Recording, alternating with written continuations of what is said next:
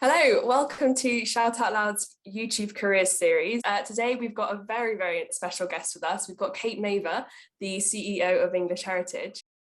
Often I find with especially big organisations like English Heritage and with roles quite high up is it can just be a role and you forget about the actual person behind that role. So I thought we'd start off with just kind of getting you to tell us a bit about yourself, and then we'll go on to like the career side of it in a bit. Well, hello everybody. My name's Kate, and I am somebody who grew up in Glasgow in Scotland. I'm a mum. I've got two boys, and they are now strapping lads. One of them is 25 and the other one is 23. And I live now on the Welsh border, because what I really love doing most of all is walking in hills. And so those are the hills that are nearest to the south of England. What I like best is stories. I love English Heritage because with stories, I read lots and lots of fiction, and my husband's a writer, and I suppose we live in a story-told world. That's definitely something that always interested me in history, and why I did it for a degree and then want to carry on with it, because it's just being able to learn about and tell stories all the time, which as someone who likes reading is the best thing ever. Exactly. As I said earlier, you're the CEO of English Heritage, and maybe if we get you just to describe your role, the role of CEO. Well, CEO stands for Chief Executive Officer, and what that means is I'm in charge of the whole organisation and how it's run. I have to report to our board of trustees, is responsible for the overall governance of the charity, setting the strategy, making sure that we do everything right. And so I'm accountable to them. Once we've proposed what we think the strategy is, the board will agree it, and then they hold me to account for delivering it. So I'm not totally in charge. What I do then is essentially make sure that everything is organised so that all the people we have, and that's both the staff and all our volunteers, have the resources they need so that they can do all the things that we've agreed we're going to do in our plan. And at the same time, I need to make sure that we comply with all the regulations there are, that we do exactly what we say we do on the tin as a charity, that we don't go off on tangents and spend our charitable funds on things that we're not supposed to do. So it's very much a sort of organising, coordinating role. But what the most important thing about the role is understanding and supporting the people. Make sure our people are happy, well looked after, and given proper clarity about what to do. Yeah, it sounds like obviously lots of responsibility. It sounds like a really fascinating role, and you get to know about so many different parts of the business as well, the organisation. I've did a bit of research before and saw you didn't have an academic background in history or heritage. So how would you say you got into that role and into an organisation like English Heritage from your initial kind of background as when you were a young person? Yes, I have a very strange career path because it's a very zigzaggy. But I suppose, I mean, I'm a generalist. I'm not an academic expert. I'm not really expert in anything at all. I've got a very broad interest in lots of things instead of a very specific interest in one thing. And so what's guided me in my career is just always going to work for organizations that did things that I love. So I started off because I love stories. And I mean, I actually did a degree at university in languages because I also like language. But the degree, I did French and German, and that involved reading loads of books in French and German. So it's a very literature-based course. And after that, because I love books and stories, I wanted to just work in an industry that produced books. So I went to a book publishing company, and I spent my whole 20s working for book publishers. I worked for 4 different ones. And at the same time, I was trying to get better at something to do with business, because I was a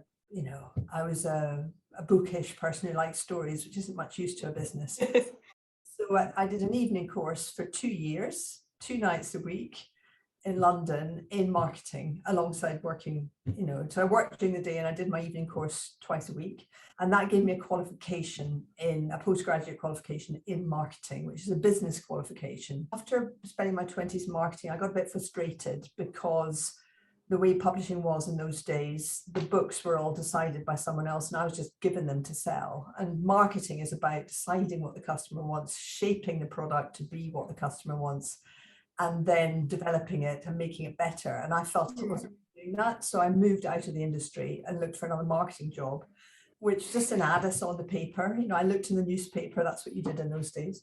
I saw a job for a marketing director in a small language school, because I'd gone up the levels in publishing. I was already a marketing manager in a publisher, and I was responsible for marketing English language courses, and the market was 60 countries around the world sending their students, young people, to the British Isles to do English courses. And that was great fun, because it took an opportunity to set up my own business with one of my agents from the language school, who was based in Poland. I was at this end in London. I took the brief from the businesses who wanted to know about Poland, sent it over to Poland, and the guys there found out all the information, and I packaged it up and gave it back. And I ran that for 4 years, I think. And the reason I started doing it is because I then had a baby. Yes. When I had a baby, it was too much having a small business of babies. Went open the newspaper, looked for another job, saw a little company called Language Line, which was a telephone interpretation company. Wanted a marketing director, got that job. And it was there that I was asked if I would take the job of chief executive when the chief executive stepped down. And that's my big career break happened. And that's how I got into being a chief executive. And so that was a small business which we grew. And then from there, I left and went to Scotland with my 2 babies at this point. And then I ran a youth volunteering project called Project Scotland, chief executive there. And then the job came up, this is the moment, at the National Trust for Scotland. Yes. And that's how I got into Heritage. So it's a very long way telling you that I eventually got here. And from there, I went to English Heritage. Wow. It's such a, as you described at the start, the zigzag, it really is a zigzag going from different, just different industries as well, and then finally ending up at the top in Heritage. But you can also see how that experience and transferable skills, which is like a hot topic word at this stage, can really kind of get you there. It's something that I experienced coming into kind of looking into the industry and thinking about getting into it, and how, you know, working for an organization like English Heritage doesn't necessarily mean history or heritage or to have those qualifications. There are so many other opportunities out there. From your position as CEO and with a very good understanding of how the organization works, how would you describe the kind of diverse range of opportunities in organizations like English Heritage, but other ones like as you said, National Trust for Scotland and things like that, when they're coming out and starting their career and looking into the options that are in front of them? Yes, but I mean, there's so many things that every organization needs. I mean, I've talked about marketing because that's where I came from. So we've got lots of marketing opportunities in this organization, you know, whether it's the social media or whether it's the design. If you're more of an artistic person, there's a lot of design work goes into marketing. There's a lot of research goes into marketing. And there's a whole load of roles there. But there are other back office roles, like who looks after all the people. So we call that human resources. Then there's the IT, if you're a real whiz on IT, we need people to support us and all our tech.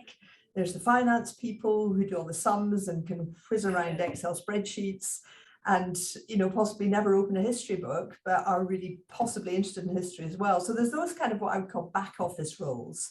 There are also lots of roles in the front of house, as we would say, that aren't necessarily history related. There's a lot of gardening that has to be done and all the things that involves. Then we've got the welcoming the public, if you like, people, just making sure people have a lovely welcome, the visitors have a great experience. Or you maybe work in a cafe because you love food and you come up with menus and prepare the food or serve the food. Then there's the shops.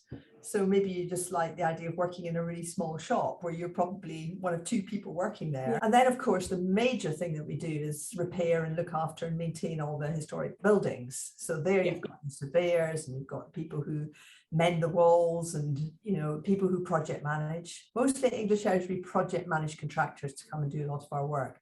But project management is a really valuable skill if you can build up to that, starting small and end up running a huge project like Clifford's Tower in York, which is a £5 million project. That's very complicated, but Rachel, who ran that project, will have started somewhere and worked her way up. So lots of different things depending on what you're good at.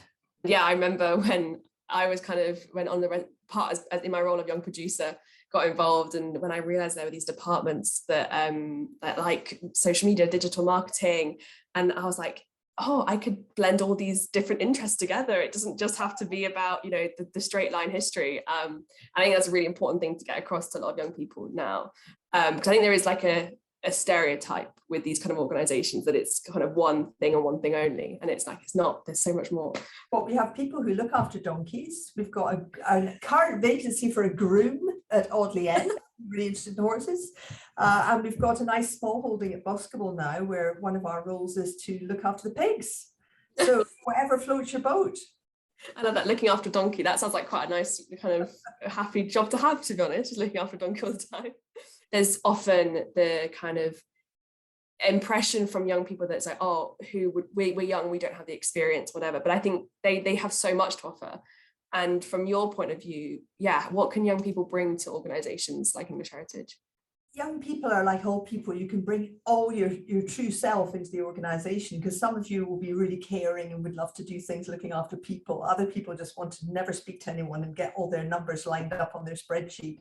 Whether they're young or old, it doesn't really make a difference. I mean, I think of young people as being full of energy, which we always which is fantastic. But you bring fresh perspectives. If people have not had a long career anywhere, they don't have any received wisdom, they don't have any baggage, they come in and they just say, why did you do it that way? And it's that's such a good comment, because somebody coming at it fresh. Because I think our main mission as a charity is that we look after these sites, but we get a next generation interested enough to want to look after them in the next 100 years.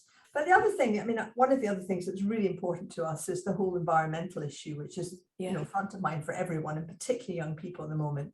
We've got so much to learn about that, and we're really determined to make sure that all our sites become fully sustainable over time, and we get to net zero.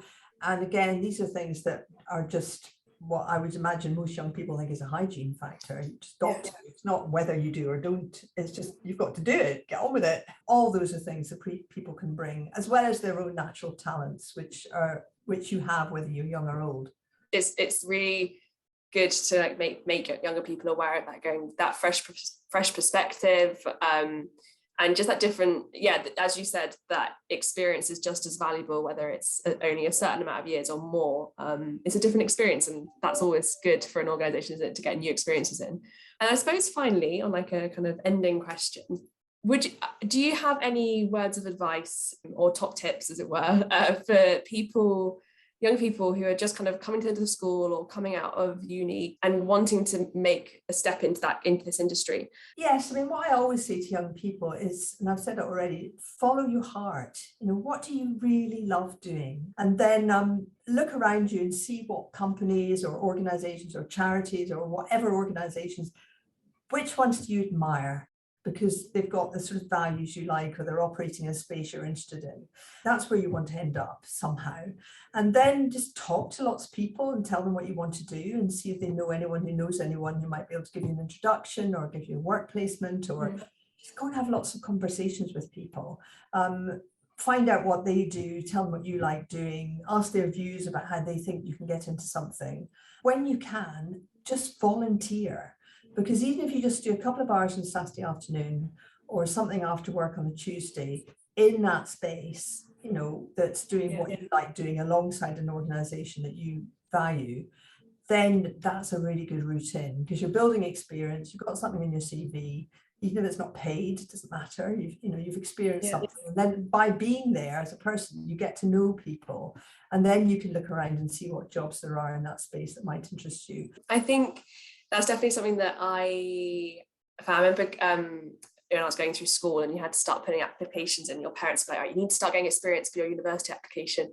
And they was like, try volunteering. And at that age, I was like, really, I'm not getting paid for it. I can get as a part-time job to pay for my fun times with my friends. But actually, I'm so glad I did. I think I volunteered just as a room guide at a local National Trust place we had. And because it was like nearby, it made sense. And it was one of the best decisions I made, because I met loads of people, just with my own interest. I got to speak to all the really kind of the other volunteers who were like almost they were basically historians in that property. And that was great. But it just opened your eyes to the industry. And if it's something you want to get involved in, I'm so glad I did that. And then getting involved with English Heritage now as a young producer, gained so much from it. So I think that was the one key thing that I've definitely been like, yes, volunteering was the way to go. But yeah, well, that's all the questions. Thank you so much, Kate, for coming in and talking to us. It's been fascinating. It's been delightful. And I just wish all of you lots of luck. Just believe in yourself, because we need lots of young people to come into the workforce. So there will be a place for you, and just feel positive about it. People watching, if you've enjoyed this episode, we've got more interviews on our YouTube channel. The series will be continuing, and more young producers will be interviewing members of staff throughout the organisation. So head on over to the YouTube channel to have a look, and we'll see you soon.